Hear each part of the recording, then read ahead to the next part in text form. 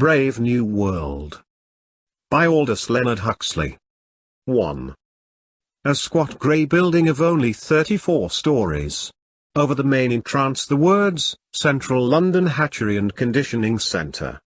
And, in a shield, the World State's motto, Community, Identity, Stability. The enormous room on the ground floor faced towards the north. Cold for all the summer beyond the panes, for all the tropical heat of the room itself, a harsh thin light glared through the windows, hungrily seeking some draped lay figure, some pallid shape of academic goose flesh, but finding only the glass and nickel and bleakly shining porcelain of a laboratory. Winteriness responded to winteriness. The overalls of the workers were white, their hands gloved with a pale corpse-colored rubber. The light was frozen, dead, a ghost.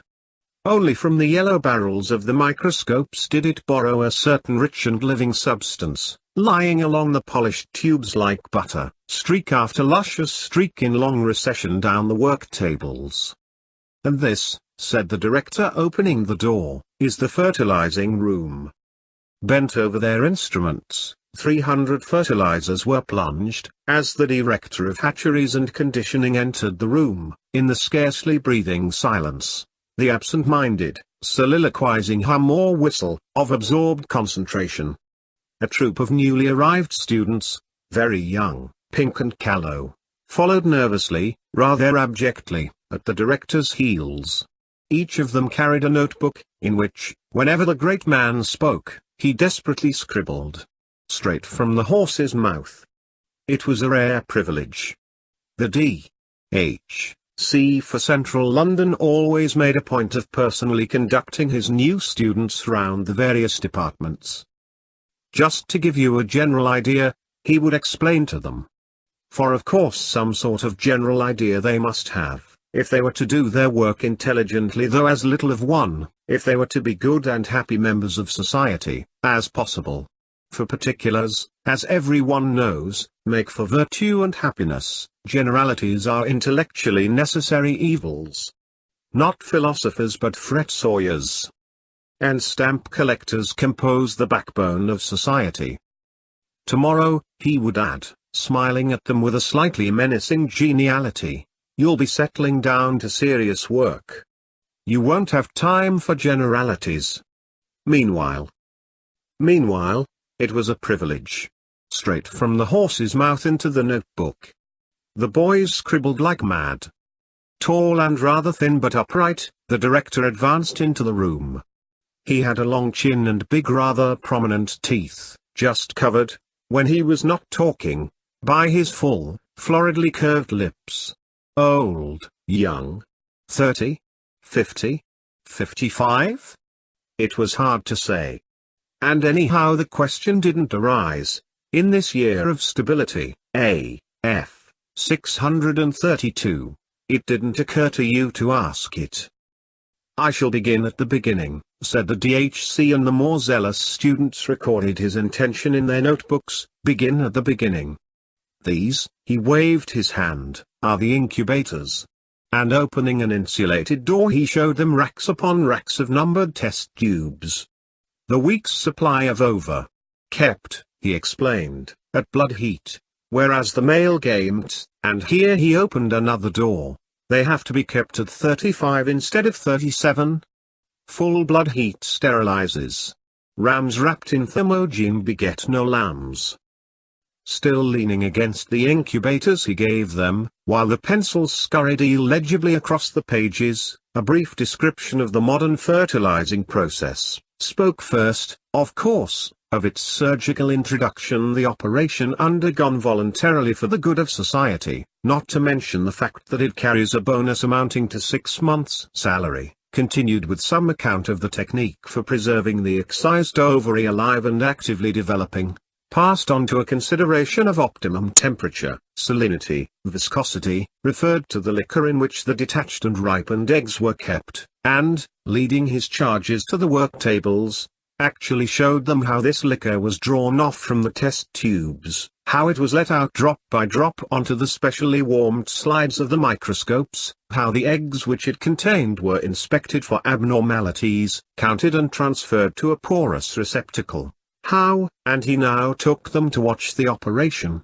This receptacle was immersed in a warm bouillon containing free-swimming spermatozoa at a minimum concentration of 100,000 per cubic centimeter, he insisted, and how, after 10 minutes, the container was lifted out of the liquor and its contents re-examined. How, if any of the eggs remained unfertilized, it was again immersed, and, if necessary, yet again, how the fertilized ova went back to the incubators, where the alphas and betas remained until definitely bottled, while the gammas, deltas and epsilons were brought out again, after only 36 hours, to undergo Bokanovsky's process. Bokanovsky's process, repeated the director, and the students underlined the words in their little notebooks. 1 egg, 1 embryo, 1 adult normality. But a Bokanovskified egg will bud, will proliferate, will divide.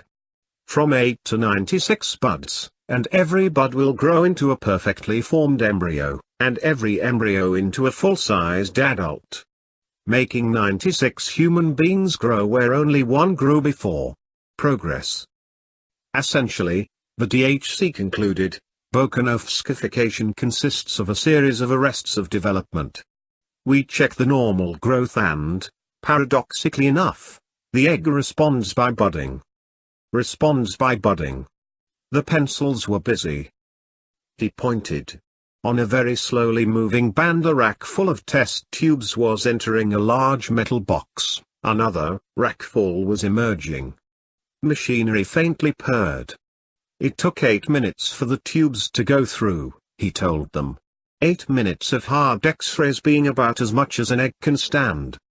A few died. Of the rest, the least susceptible divided into 2, most put out 4 buds, some 8, all were returned to the incubators, where the buds began to develop, then, after 2 days, were suddenly chilled and checked.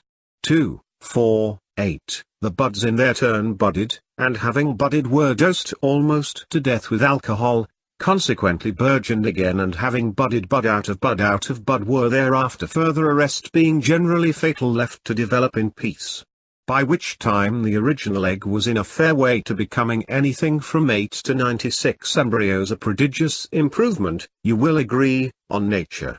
Identical twins, but not in piddling 2s and 3s as in the old viviparous days, when an egg would sometimes accidentally divide. Actually by dozens, by scores at a time. Scores, the director repeated and flung out his arms, as though he were distributing large scores. But one of the students was fool enough to ask where the advantage lay. My good boy. The director wheeled sharply round on him. Can't you see? Can't you see? He raised a hand, his expression was solemn. Bokanovsky's process is one of the major instruments of social stability. Major instruments of social stability.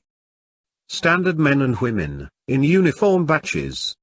The whole of a small factory staffed with the products of a single Bokanovskified egg. 96 identical twins working 96 identical machines. The voice was almost tremulous with enthusiasm. You really know where you are. For the first time in history. He quoted the planetary motto. Community, identity, stability. Grand words. If we could Bokanovskify indefinitely, the whole problem would be solved. Solved by standard gammas, unvarying deltas, uniform epsilons. Millions of identical twins. The principle of mass production at last applied to biology.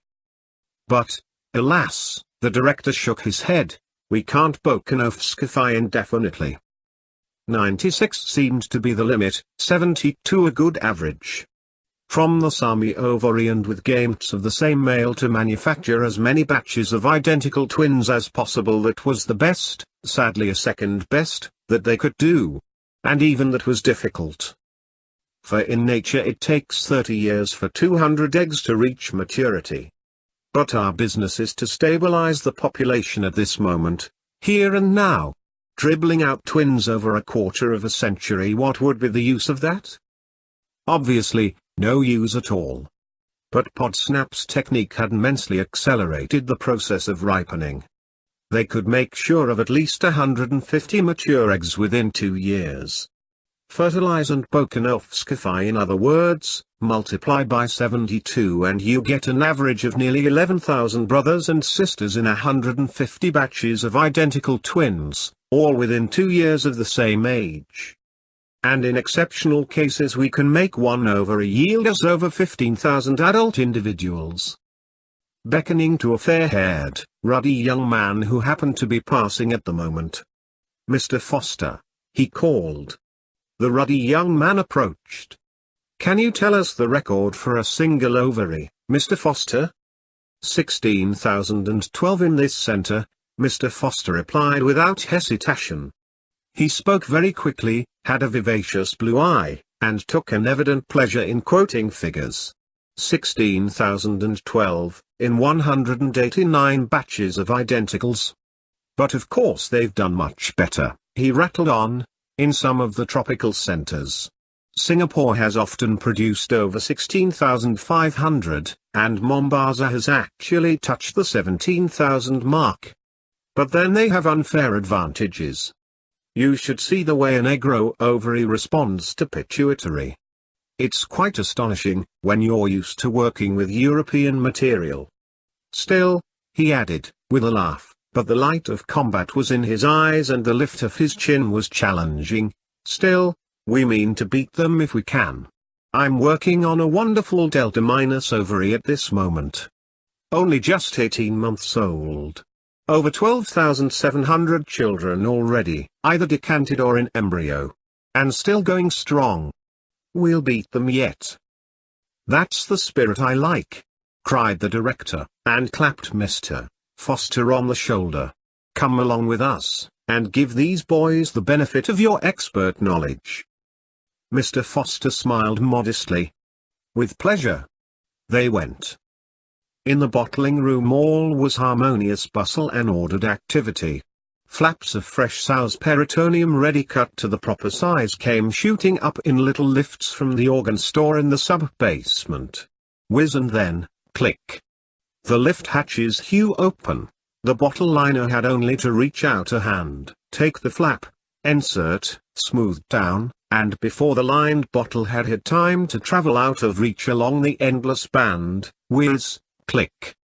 Another flap of peritoneum had shot up from the depths, ready to be slipped into yet another bottle, the next of that slow interminable procession on the band. Next to the liners stood the matriculators. The procession advanced. One by one the eggs were transferred from their test tubes to the larger containers. Deftly the peritoneal lining was slit, the morula dropped into place, the saline solution poured in. And already the bottle had passed, and it was the turn of the labelers. Heredity, date of fertilization, membership of Bokanovsky group details were transferred from test tube to bottle. No longer anonymous, but named, identified, the procession marched slowly on through an opening in the wall, slowly on into the social predestination room. 88 cubic meters of card index, said Mr. Foster with relish, as they entered. Containing all the relevant information, added the director. Brought up to date every morning. And coordinated every afternoon. On the basis of which they make their calculations. So many individuals, of such and such quality, said Mr. Foster. Distributed in such and such quantities. The optimum decanting rate at any given moment. Unforeseen wastages promptly made good. Promptly, repeated Mr. Foster. If you knew the amount of overtime I had to put in after the last Japanese earthquake.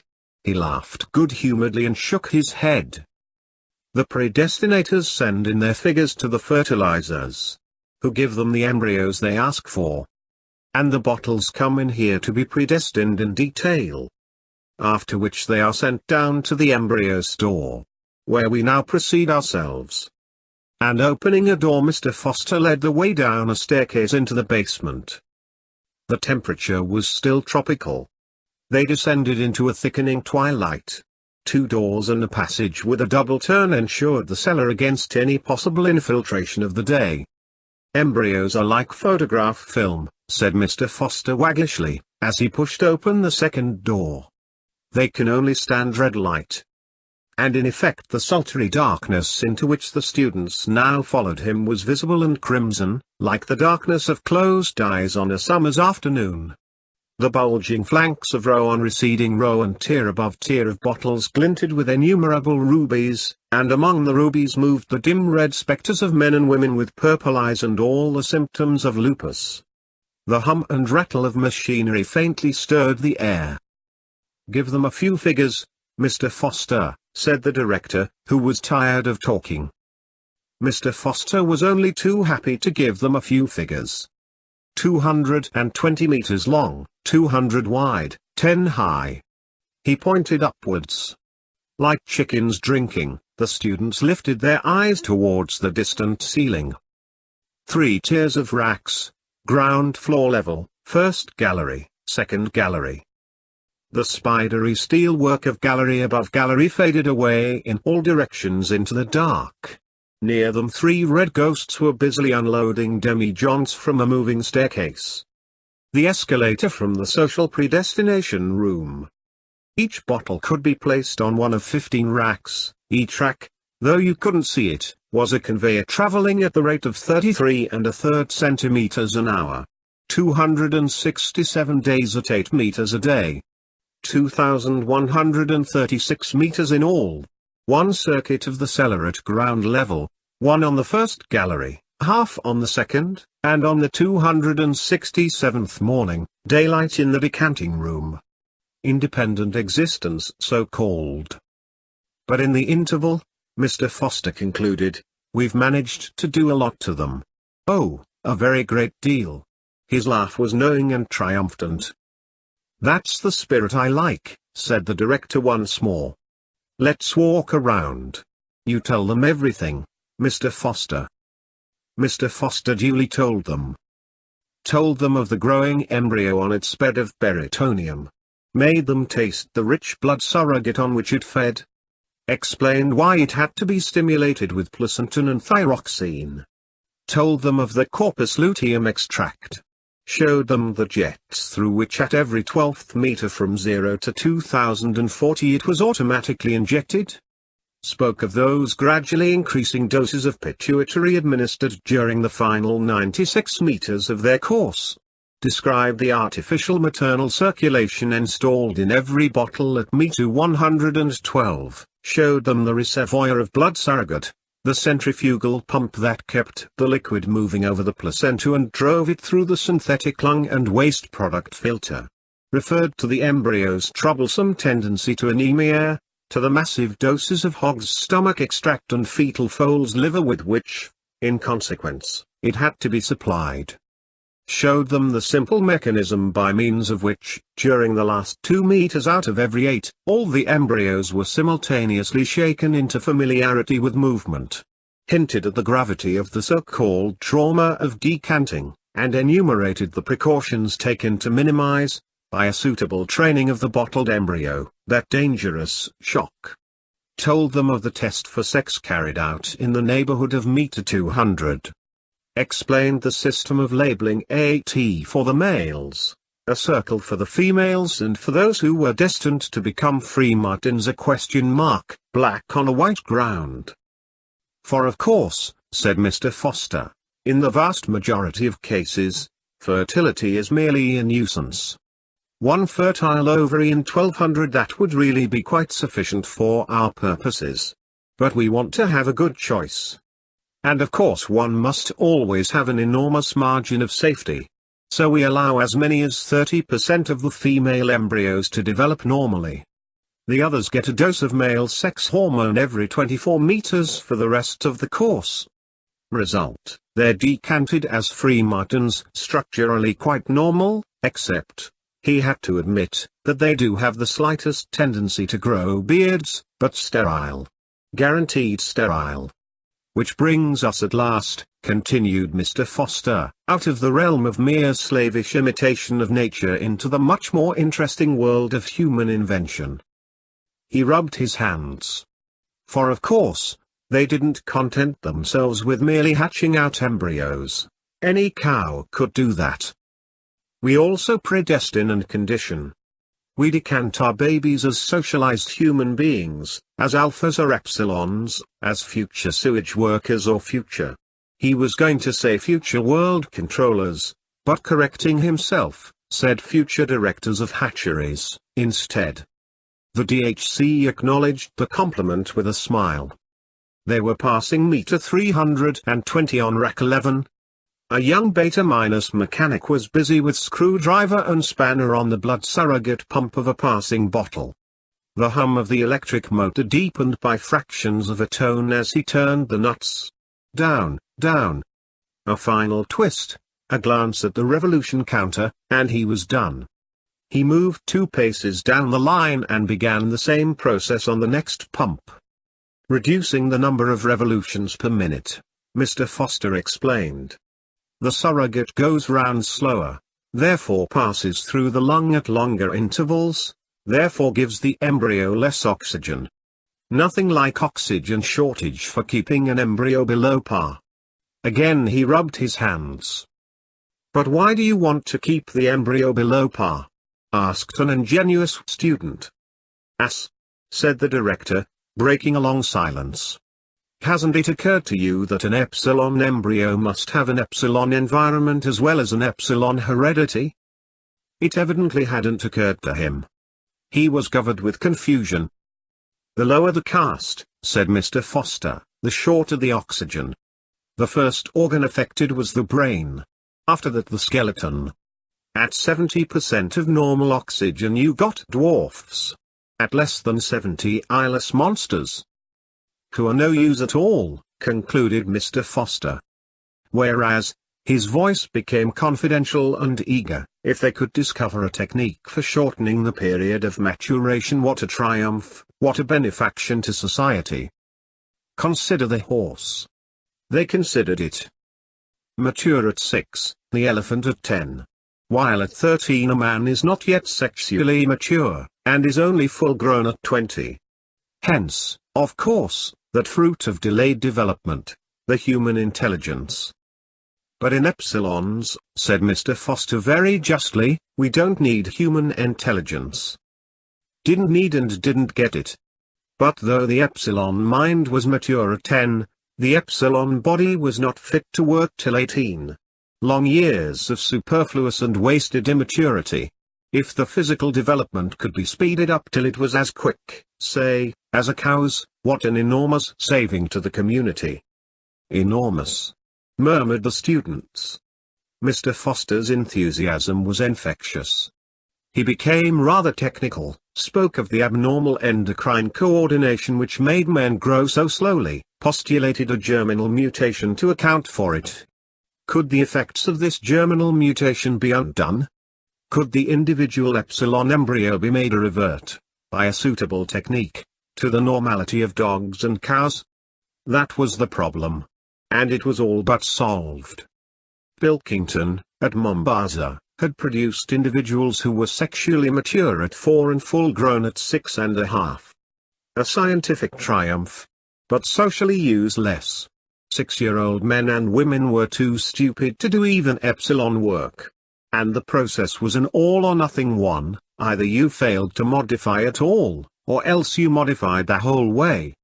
They were still trying to find the ideal compromise between adults of 20 and adults of 6, so far without success. Mr. Foster sighed and shook his head. Their wanderings through the crimson twilight had brought them to the neighborhood of meter 170 on rack 9. From this point onwards rack 9 was enclosed and the bottle performed the remainder of their journey in a kind of tunnel, interrupted here and there by openings 2 or 3 meters wide.